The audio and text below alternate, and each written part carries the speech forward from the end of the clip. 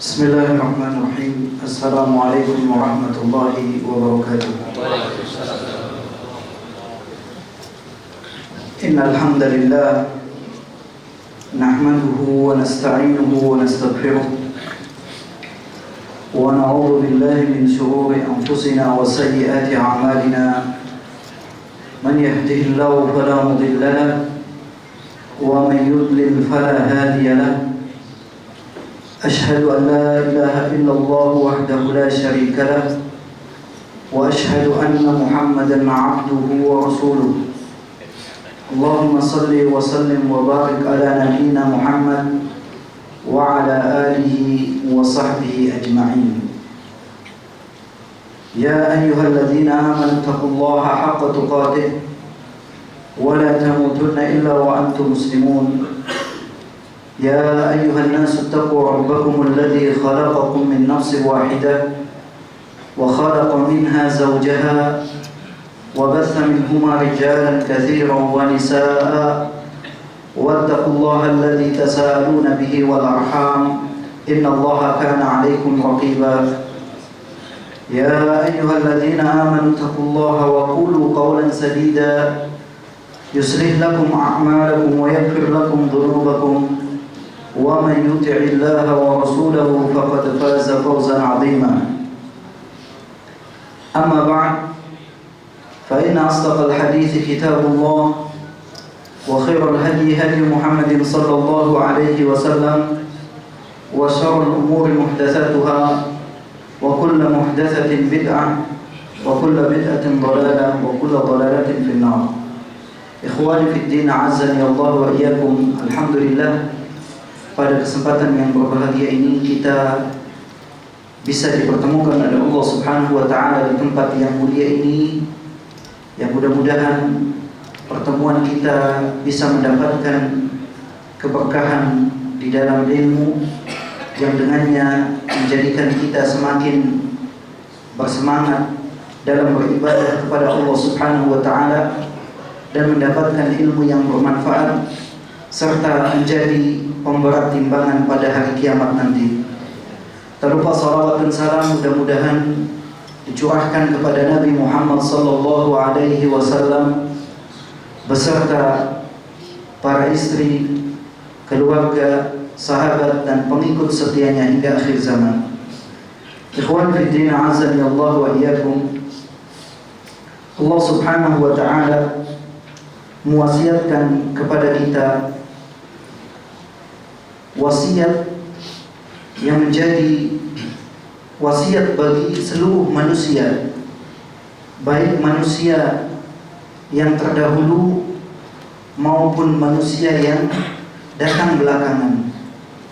Dan wasiat ini haruslah kita jaga, terlebih setelah kita semakin jauh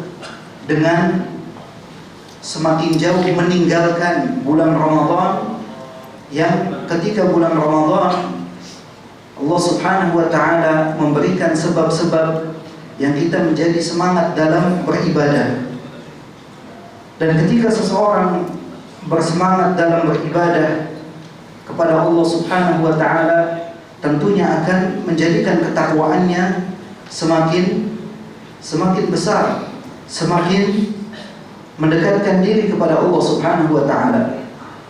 Namun kenyataan ketika kita semakin menjauh dengan bulan Ramadan, maka semangat ibadah itu menjadi turun. Oleh karena itu wasiat Allah Subhanahu wa taala kepada seluruh manusia, kepada kita semua, Allah Subhanahu wa taala berwasiat, وَلَقَدْ وَصَّيْنَا الَّذِينَ أُوتُوا الْكِتَابَ مِنْ قَبْلِكُمْ وَإِيَّاكُمْ أَنِ اتَّقُوا اللَّهَ. Sungguh telah kami wasiatkan kepada orang-orang yang telah diberikan kitab sebelum kalian, wa iyyakum, dan juga kepada kalian, an ittaqullah, untuk bertakwa kepada Allah Subhanahu wa taala. Surat An-Nisa ayat 131. Allah Subhanahu wa taala mewasiatkan kepada kita semua untuk selalu bertakwa kepada Allah Subhanahu wa taala, karena memang wasiat takwa bukan saja wasiat dari Allah Subhanahu wa taala, bahkan wasiat Rasulullah sallallahu alaihi wasallam yang beliau wasiatkan. Nabi sallallahu alaihi wasallam mewasiatkan, ittaqillaha haitsu ma kunt. Bertakwalah dimanapun engkau berada. Wa atti'is sayyi'atal hasanata tamhuha. Dan iringi perbuatan buruk dengan perbuatan baik, niscaya perbuatan baik itu akan bisa menghapuskan perbuatan buruknya. Wa khaliqin nasa bi khuluqin hasan. Dan pergauli manusia dengan akhlak yang baik. Ikhwan fi din, azza Allah wa iyyakum. Wasiat takwa ini merupakan wasiat yang hendaknya selalu kita jaga. Karena dengan ketakwaan inilah kita akan selalu berusaha untuk menjaga perintah-perintah Allah dan menjauhi larangan-larangan Allah Subhanahu wa taala. Menjalankan perintah bukan saja sekedar yang wajib, namun juga yang sunnah. Dan banyak sunnah-sunnah yang diajarkan oleh Nabi sallallahu alaihi wasallam. Dan ketahuilah, dengan melaksanakan perintah Allah, menjauhi larangan-larangan Allah Subhanahu wa taala, seseorang akan menjadi orang yang bertakwa. Dan di antara keutamaan yang diberikan oleh Allah Subhanahu wa taala kepada orang yang bertakwa, Allah Subhanahu wa taala menjelaskan di dalam surat Az-Zariyat ayat yang ke-15 sampai ke-19, innal muttaqina fi jannatin wa 'uyun. Sesungguhnya orang-orang yang bertakwa fi jannatin, mereka berada di dalam surga-surga, wa 'uyun, dan juga mata air. Orang-orang yang bertakwa akan diberikan balasan oleh Allah Subhanahu wa taala dengan surga-surga. Bahkan banyak ayat-ayat di dalam Al-Qur'an yang menjelaskan bahwasanya orang yang bertakwa akan mendapatkan surga-surga yang tajri min tahtihal anhar khalidina fiha. Akan mendapatkan surga-surga yang di bawahnya mengalir sungai-sungai, mereka kekal di dalamnya. Dan di antara sifat-sifat ataupun karakter orang-orang yang bertakwa banyak sekali dijelaskan oleh Allah Subhanahu wa taala di dalam Al-Qur'an. Di antaranya yaitu akhidina ma atahum rabbuhum innahum kanu qabla dzalika muhsinin kanu qalilan minal laili ma yahja'un wa bil ashari hum yastaghfirun wa fi amwalihim haqqul lis-sa'ili wal mahrum. Mereka adalah akhidina ma atahum rabbuhum. Mereka mengambil apa-apa yang diberikan oleh Rabb mereka. Mereka juga melaksanakan apa-apa yang diperintahkan oleh Allah Subhanahu wa taala. Innahum kanu qabla dzalika muhsinin. Sesungguhnya mereka adalah orang-orang yang sebelumnya itu juga adalah orang-orang yang selalu berbuat baik. Senang dengan perbuatan-perbuatan baik. Perbuatan baik sekecil apapun tidak pernah dia tinggalkan. Dan Nabi sallallahu alaihi wasallam mengingatkan, la tahqiranna minal ma'rufi syai'an. Janganlah engkau meremehkan kebaikan sekecil apapun. Walau an talqa akhaka biwajhin talq. Walaupun hanya sekedar engkau berjumpa dengan saudaramu dengan wajah yang ceria. Wajah ceria merupakan salah satu sifat baik yang hendaknya tidak diremehkan dan tidak ditinggalkan oleh setiap muslim. Bahkan kata Nabi SAW, tabassumuka fi wajhi akhika sadaqah. Senyummu kepada saudaramu adalah sedekah. Ikhwani fi din, azani Allah wa iyyakum. Kemudian Allah Subhanahu wa taala jelaskan sifat kebiasaan yang dilakukan oleh orang-orang yang bertakwa adalah kanu qalilan minal laili ma yahja'un. Dahulu mereka sedikit sekali tidur di waktu malam. sedikit sekali tidur di waktu malam. Apa yang mereka lakukan? Apakah begadang kesana kemari, melakukan hal-hal yang tidak bermanfaat? Tentunya tidak. Orang-orang yang bertakwa menghabiskan malam harinya qiyamah wa sujjada, yaitu sujjada wa qiyamah, menghabiskan waktunya untuk selalu bersujud kepada Allah, melaksanakan salat di malam hari, bermunajat kepada Allah Subhanahu wa taala. Di malam hari mereka gunakan waktunya untuk bermunajat kepada Allah Subhanahu wa taala. Wa bil ashari hum yastaghfirun, dan pada waktu-waktu sahur mereka yastaghfirun, selalu memohon ampun kepada Allah Subhanahu wa taala. Dan waktu sahur seperti yang kita ketahui bersama, kalau mungkin di bulan Ramadan kita tahu waktunya. Dan selain bulan Ramadan pun sama, yaitu di akhir malam, sepertiga malam yang terakhir, ketika sudah mendekati waktu subuh. Sebelum waktu subuh datang, dihabiskan waktunya dengan qiyamul lail ataupun salat tahajud, dan disambung dengan istighfar, memohon ampun kepada Allah Subhanahu wa taala pada waktu-waktu tersebut. Dan sungguh sangat disayangkan, waktu yang begitu utama, waktu yang sebetulnya dihabiskan oleh orang-orang yang beriman dengan beristighfar, memohon ampun kepada Allah Subhanahu wa taala, dimanfaatkan oleh musuh-musuh Islam dengan membuat tayangan-tayangan yang melalaikan kaum muslimin dari waktu yang mulia tersebut. Kita semua bisa tahu, melihat dan menyaksikan bagaimana di bulan Ramadan waktu-waktu yang mulia diisi dengan gelak tawa candaria yang tidak bermanfaat sedikit pun.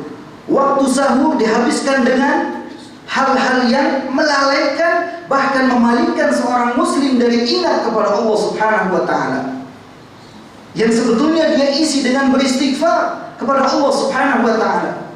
Dia tinggalkan itu, dia berfokus dengan televisi yang menayangkan berita-berita yang tidak mendidik, bahkan tidak bermutu. Apakah kita merasa lebih baik dari Nabi sallallahu alaihi wasallam yang sholat malamnya sampai kakinya bengkak-bengkak? Padahal Nabi sallallahu alaihi wasallam dosanya telah diampuni oleh Allah Subhanahu wa taala, baik yang terdahulu ataupun yang akan datang, dan masih meminta mohon maaf, memohon ampun, beristighfar, bertobat kepada Allah Subhanahu wa taala dalam sehari sampai 100 kali. Beliau sallallahu alaihi wasallam menyampaikan, inni la astaghfirullah wa atubu ilaihi fi kulli yawmin 100 marrah. Sesungguhnya aku beristighfar, memohon ampun kepada Allah, bertaubat kepadanya dalam sehari itu 100 kali. Salat malamnya begitu panjang. Waktu akhir malamnya digunakan untuk istighfar kepada Allah Subhanahu wa taala. Adakah jaminan bagi kita diampuni dosa-dosa kita? Adakah jaminan surga untuk kita sehingga kita lebih memilih hal-hal yang tidak bermutu, hal-hal yang tidak bermanfaat, baik dunia kita terlebih akhirat kita? Ikhwani fi din, azani Allah wa iyyakum, di antara sifat orang yang bertakwa yaitu sedikit tidur di waktu malam untuk beribadah. Dan di dalam surat Al-Isra Allah Subhanahu wa taala menjelaskan, wa minal laili fatahajjad bihi nafilatan lak. Dan di antara sebagian malam bertahajudlah. Ini sebagai apa? Sebagai tambahan nafilah untukmu, tambahan pahala untukmu. Dan Nabi sallallahu alaihi wasallam begitu semangat melaksanakan salat tahajud. Begitu semangat melaksanakan salat tahajud, sampai kita dapatkan bagaimana beliau kakinya sampai bengkak-bengkak, sampai-sampai istrinya Aisyah radhiyallahu anha mengatakan, lima sana'ta dzalika ya Rasulullah, faqad ghafara Allahu laka ma taqaddama min dhanbika wa ma ta'akhkhar. Kenapa engkau melakukan itu wahai Rasulullah? padahal dosamu telah diampuni, baik yang lalu ataupun yang akan datang. Apa jawaban Nabi SAW? Afala akunu abdan syakura. Tidakkah pantas aku menjadi hamba yang paling bersyukur, yang banyak bersyukur kepada Allah Subhanahu wa taala. Ikhwani fi din, azani Allah wa iyyakum, salat tahajud merupakan kebiasaan orang-orang yang saleh, orang-orang yang bertakwa. Ada banyak orang yang bertanya, apakah beda antara salat tahajud dengan qiyamul lail? Dijelaskan oleh para ulama tentang makna ataupun perbedaan antara qiyamul lail dengan salat tahajud. Di mana qiyamul lail itu seseorang mengisi waktu malamnya atau sebagiannya untuk salat ataupun membaca Al-Quran serta zikir kepada Allah Subhanahu wa taala dan ibadah-ibadah lain, dan tidak disyaratkan untuk menghabiskan seluruh malamnya. Tidak harus dari awal malam sampai akhir malam. Boleh walaupun hanya sebagian malam saja. Dan ini bersifat umum untuk apa saja, ibadah apa saja, baik salat, membaca Al-Quran, zikir, ataupun ibadah-ibadah yang lainnya. Adapun salat tahajud, yaitu salat malam secara khusus. Salat malam secara khusus yang sebagian ulama mengaitkan ataupun membatasi bahwasanya salatnya itu setelah tidur. Kalau sebelum tidur, secara umum dia melaksanakan salatul lail. Adapun tahajud, yaitu dia salat malam yang dia lakukan yang sebelumnya dia tidur. Bukan berarti kemudian kalau begitu, kalau saya nggak tidur sebelum tidur berarti kita nggak boleh tahajud. Tahajud itu bagian dari salat malam. Karena salat malam, qiyamul lail, menghidupkan malam dengan ibadah lebih umum. Kalau misalkan kita bisa tidur, kalau nggak bisa tidur, karena ada orang yang mungkin nggak bisa tidur di malam hari, daripada dia habiskan waktunya untuk hal-hal yang tidak bermanfaat, dia habiskan di depan internet ataupun sesuatu yang tidak ada manfaatnya, dia habiskan untuk membaca Al-Quran, ataupun dia gunakan untuk salat atau untuk ibadah-ibadah yang lainnya. Dan ini jauh lebih bermanfaat untuk dirinya, baik untuk kehidupan dunianya, terlebih untuk kehidupan akhiratnya. Sehingga ada sedikit perbedaan antara qiyamul lail dengan tahajud, karena qiyamul lail lebih bersifat umum daripada salat tahajud. Dan salat tahajud itu termasuk bagian dari qiyamul lail. Karena tahajud, sebagian ulama mengatakan bagi orang yang sebelumnya tidur. Sehingga ada juga salah seorang ulama yang mengatakan bahwasanya tahajud itu salat malam secara mutlak menurut kebanyakan para fuqaha ahli fikih. Karena Allah Subhanahu wa taala berfirman, "Wa minal laili fatahajjad bihi nafilatan lak." Surat Al-Isra ayat 97. Itu di sebagian malam fatahajjad bihi, maka bertahajudlah pada sebagian malam itu nafilatan lak, yang akan menjadi tambahan pahala untukmu. Sehingga sholat tahajud kita kerjakan apabila kita sudah tidur sebelumnya.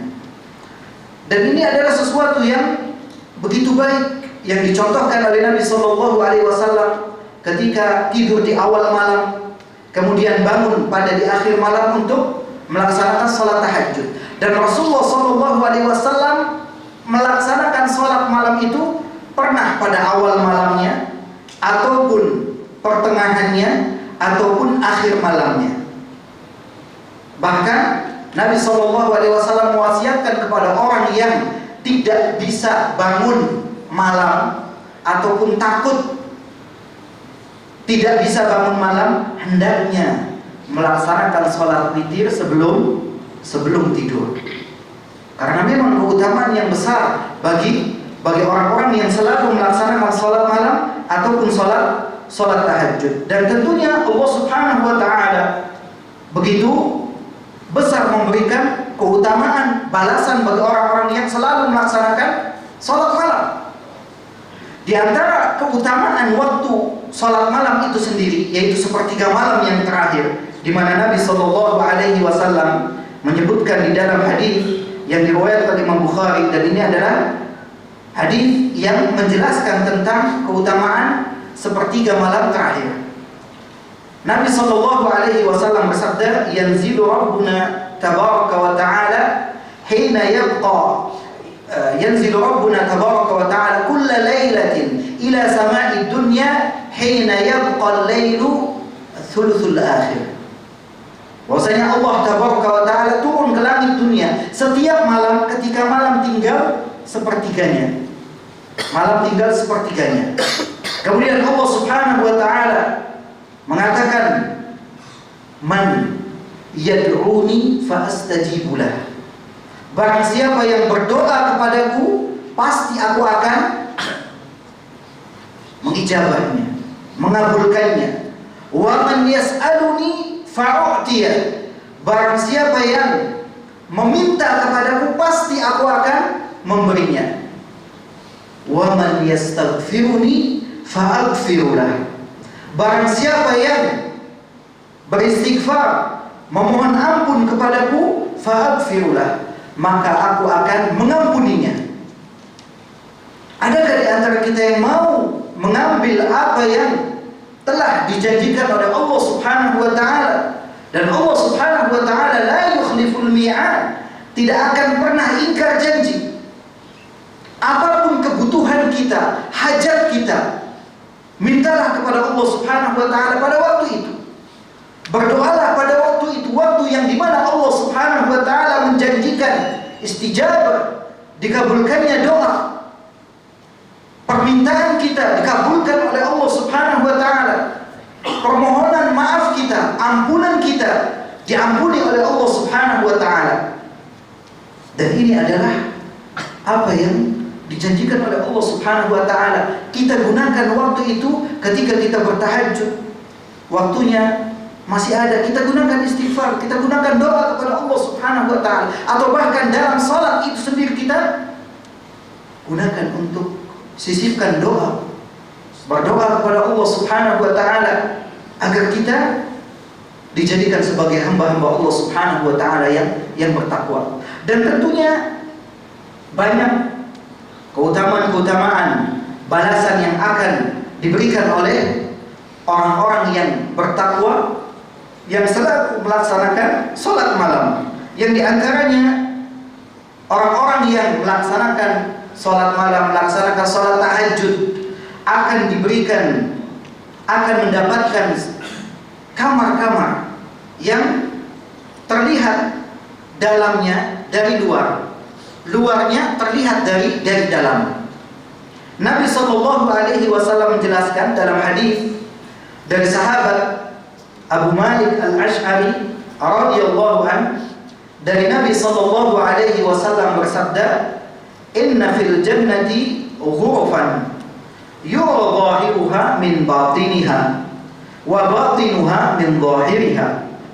A'adda Allah Ta'ala liman at'ama at-ta'am wa alana al-kalam wa adama as-siyam wa shalla bil-laili wan nasu niyam." Kata Nabi sallallahu alaihi wasallam, "Inna fil jannah," sesungguhnya di dalam surga atau di surga nanti ada ghurfan, ada kamar-kamar yura zahiruha min batiniha, yang terlihat bagian luarnya min batiniha, dari dalamnya, wa batinuha min zahiriha, bagian dalamnya dari luarnya. Sebuah kamar yang mungkin sulit untuk kita bayangkan. Sebuah kamar yang dipersiapkan oleh Allah Subhanahu wa taala. A'addallahu ta'ala, Allah Subhanahu wa taala persiapkan kamar-kamar tersebut untuk siapa? Liman at'amat ta'am, bagi orang-orang yang suka memberikan makan kepada orang lain. Terlebih orang-orang yang dalam keadaan kelaparan, tidak mendapatkan makan. Dan kita banyak mendapatkan saudara-saudara kita yang kurang beruntung, tidak mendapatkan makan sehari, 2 hari, bahkan mungkin seminggu. Ataupun saudara-saudara kita yang berada di suatu daerah, suatu tempat yang dalam keadaan konflik, mereka dalam keadaan ketakutan, tidak mendapatkan makan.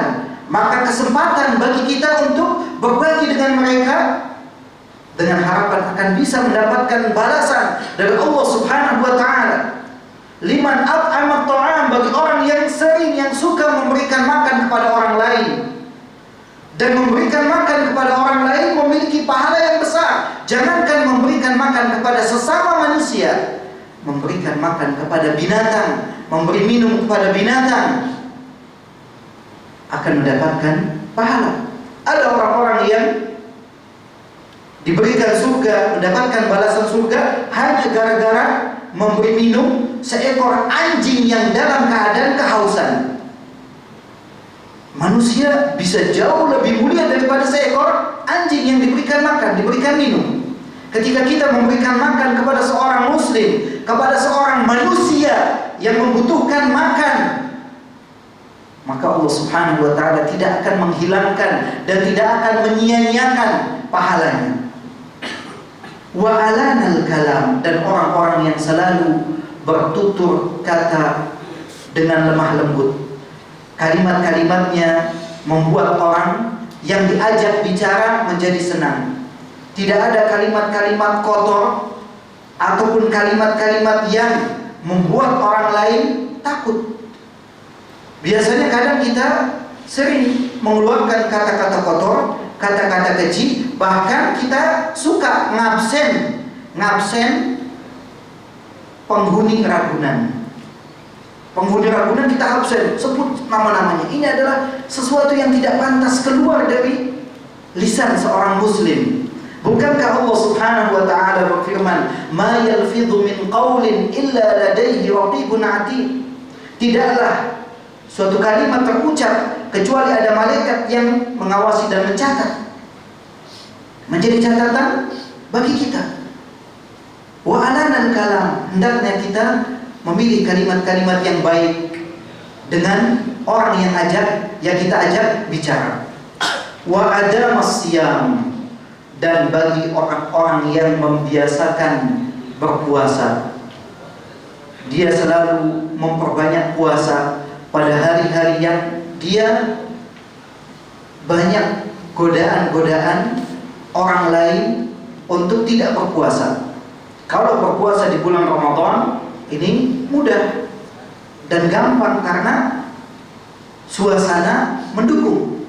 Akan tetapi pada hari-hari yang dimana orang lain enak makan, karena memang ini ada sesuatu yang halal, tapi dia lebih memilih untuk berpuasa, lebih memilih untuk meninggalkan hawa nafsu, syahwat makan dan minumnya, lebih memilih untuk mendekatkan diri kepada Allah Subhanahu wa taala dengan puasanya, dan akan diberikan kepada wasalla bil laili wan nasu niyam, yaitu orang yang selalu melaksanakan salat malam, salat tahajud, wan nasu niyam, ketika orang-orang dalam keadaan tidur.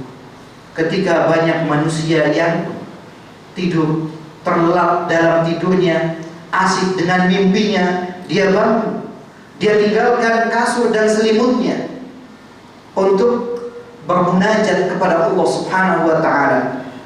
Dia lawan rasa kantuknya untuk mengadu kepada Allah Subhanahu wa taala. Dia tinggalkan nikmat tidur untuk mendapatkan kenikmatan kelak di akhirat nanti. Sebuah balasan yang besar yang diberikan oleh Allah Subhanahu wa taala bagi orang-orang yang selalu melaksanakan salat malam ataupun salat tahajud. Dan pelaksanaan salat tahajud ataupun salat malam, Nabi SAW telah menjelaskan salatul laili masna masna. Salat malam itu 2 rakaat, 2 rakaat. Kemudian dalam hadis yang saya sebutkan, fa idza khasyiya ahadukumus subha falyutir biwahidah. Apabila engkau takut mendapati waktu subuh atau takut keburu subuh, falyutir biwahidah, maka hendaklah engkau berwitir dengan satu rakaat. Dan witir merupakan penutup dari salat malam, penutup dari salat tahajud. Boleh 1 rakaat, boleh 3 rakaat, boleh 5 rakaat, boleh 7 rakaat, boleh 9 rakaat, boleh 11 rakaat. Yaitu salat yang dilaksanakan secara ganjil. Adapun untuk salat 3 rakaat yang dilaksanakan secara langsung, maka ada larangan Nabi SAW untuk menyerupakan dengan maghrib. Jadi jangan kau serupakan salat witir yang 3 rakaat itu dengan salat maghrib, sehingga 3 rakaat itu tidak ada duduk tasyahud kecuali pada rakaat yang terakhir. Lain dengan yang 5 rakaat ataupun 7 rakaat ataupun 9 rakaat. Untuk witir yang 5 rakaat, duduknya 2 kali, yaitu pada rakaat keempat dan rakaat kelima. Demikian pula yang 7 rakaat, duduknya yaitu pada rakaat yang ke-6 dan yang ke-7. Demikian pula pada salat yang 9 rakaat, yaitu duduknya rakaat yang ke-8 dan rakaat yang ke-9. Untuk yang 3 rakaat yang disambung, tidak ada duduk kecuali pada rakaat terakhir.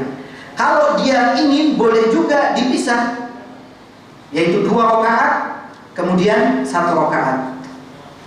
Dan boleh juga 1 rakaat sebagai penutup salatnya, karena tadi katakan salatul laili matna matna fa idza khasyiya ahadukumus subha falyutir biwahidah. Salat malam itu 2 rakaat, 2 rakaat. Kalau kalian takut datang waktu subuh, maka salat witirlah dengan satu rakaat.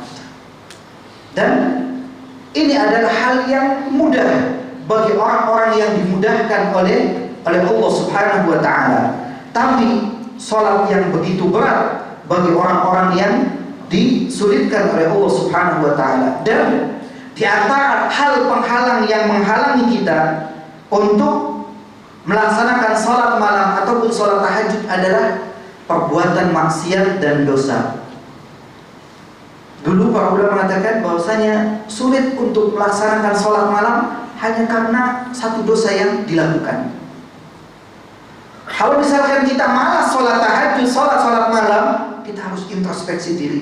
Dosa apa yang sudah kita lakukan? Mungkin banyak dosa-dosa yang sudah kita kerjakan sehingga untuk bangun di malam hari begitu sulit. Bertahun-tahun seseorang tidak bisa melaksanakan salat malam dikarenakan dosa dan maksiat yang dia kerjakan. Makanya orang-orang yang dimudahkan oleh Allah Subhanahu wa taala melaksanakan salat malam, karena memang dengan salat malam akan semakin bertambah ketakwaannya. Begitu bertambah ketakwaannya semakin tinggi, semakin dia bersemangat untuk ibadah, terlebih dalam melaksanakan salat malam. Dan Nabi sallallahu alaihi wasallam menjelaskan, "Alaikum bisalatil lail, fa innaha dahbus salihin qablakum wa qurbatun ila rabbikum wa mukaffiratun lis-sayyi'at wa manhatun 'anil itsmi." Alaikum bisalatil lail. Hendaklah kalian menjaga salat malam. Fa innaha dahbus salihin qablakum. Sesungguhnya salat malam adalah jalan yang selalu ditempuh oleh orang-orang saleh sebelum kalian, orang-orang yang bertakwa sebelum kalian. Wa qurbatun ila rabbikum, dan yang dapat mendekatkan kepada Rabb kalian. Kalian akan semakin dekat dengan Allah Subhanahu wa taala dengan memperbanyak salat malam ataupun rutin melaksanakan salat tahajud. Selain itu kata Nabi sallallahu alaihi wasallam adalah mukaffiratun lis-sayyi'at, sebagai penghapus dosa-dosa yang dapat menghapuskan kesalahan yang telah kita kerjakan. Dan qiyamul lail ataupun salat tahajud termasuk al-hasanatul mahiyat. Al-hasanatul mahiyat yaitu kebaikan-kebaikan yang dapat menghapuskan keburukan-keburukan. Sebagaimana Allah Subhanahu wa taala berfirman, "Innal hasanati yudhibnas sayyi'at, dzalika dzikra lidz-dzakirin." Sesungguhnya kebaikan-kebaikan bisa menghilangkan, menghapuskan keburukan-keburukan. Dan itulah peringatan bagi orang-orang yang mau mengambil peringatan. Dan seperti tadi Nabi sallallahu alaihi wasallam mengingatkan, wa atbi'is sayyi'atal hasanata tamhuha, dan iringi perbuatan baik dengan perbuatan buruk, niscaya perbuatan baik itu dapat menghapuskan perbuatan buruknya. Dengan qiyamul lail mukaffiratun lis-sayyi'at, bisa menghapuskan kesalahan-kesalahan kita, menghapuskan dosa-dosa kita. Karena kita sebagai manusia pasti akan terjatuh dalam perbuatan dosa. Sehebat apapun kita, sebanyak apapun ilmu kita, kata Nabi sallallahu alaihi wasallam, kullu bani Adam khata' wa khairul khata'in at-tawwabun. Seluruh anak Adam banyak melakukan kesalahan, tapi sebaik-baik yang melakukan kesalahan adalah yang bersegera bertaubat kepada Allah Subhanahu wa taala dan melakukan al-hasanatul mahiyah, kebaikan-kebaikan yang bisa menghapuskan dosa-dosa kecil. Di antara salat malam mukaffiratun lis-sayyi'at, penghapus dosa-dosa. Dan juga salat malam itu sebagai manhatun anil ithmi, bahwasanya salat malam bisa menahan ataupun menghindarkan diri dari perbuatan-perbuatan dosa. Kalau kita rajin salat malam, maka kita akan dihindarkan dari dosa-dosa. Tapi kalau kita melakukan dosa-dosa, kita yang akan disingkirkan, dijauhkan dari salat malam. Bisa kebalik, kita jauh dari salat malam karena banyaknya dosa. Tapi dengan kita sering melaksanakan salat malam, kita bisa dijauhkan dari berbagai perbuatan yang akan menyebabkan kita mendapatkan dosa, maksiat-maksiat. Dan tentunya jangan dengan kita berusaha sekuat tenaga bisa sholat malam, bisa sholat tahajud, bisa sholat witir, tapi kita meninggalkan sholat subuh ataupun sholat sunnah fajar karena waktunya yang beriringan. Semangat sholat malam, sudah dekat subuh malah tidur, bangun-bangun jam 6 atau jam 7. Ini adalah kekeliruan. Padahal sholat subuh adalah sholat yang disaksikan oleh para malaikat. Bahkan sholat sunnahnya saja, kata Nabi SAW, raka'atul fajri khairun minad dunya wa ma fiha. 2 rakaat sholat sunnah fajar atau qobliyah subuh, khairun minad dunya, lebih baik daripada dunia dan seisinya. Bisa kita bayangkan, banyak orang-orang yang mati-matian mengejar dunia, tapi dia tinggalkan dunia dan seisinya. Mati-matian mengejar dunia, tapi ternyata dunia dan seisinya dia tinggalkan begitu saja hanya untuk mengejar rupiah-rupiah yang ingin dia ambil. Dan sholat sunnah fajar ini ataupun qabliyah subuh cukup 2 rakaat, tidak perlu memperbanyak sholat-sholat lainnya. Dan Nabi SAW dijelaskan oleh istrinya, idza tala'al fajr, apabila telah masuk waktu subuh, tuh melaksanakan salat qabliyah subuh, raka'ataini khafifataini, salat 2 rakaat yang ringan.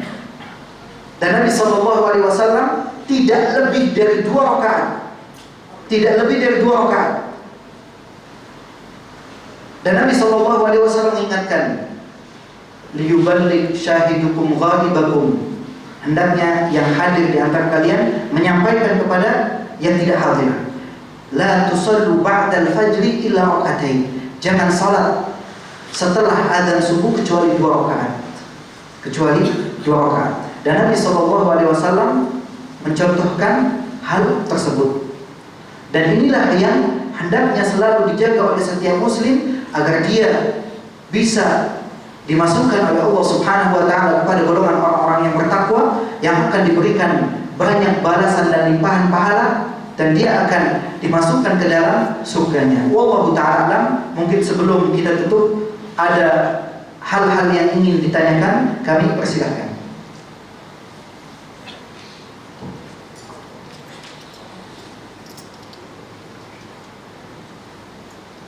Silakan, mungkin bapak-bapak ada yang ingin ditanyakan dari apa yang telah disampaikan tadi, atau ada yang mengganjal dari apa yang tadi telah disampaikan, bisa untuk dipertanyakan.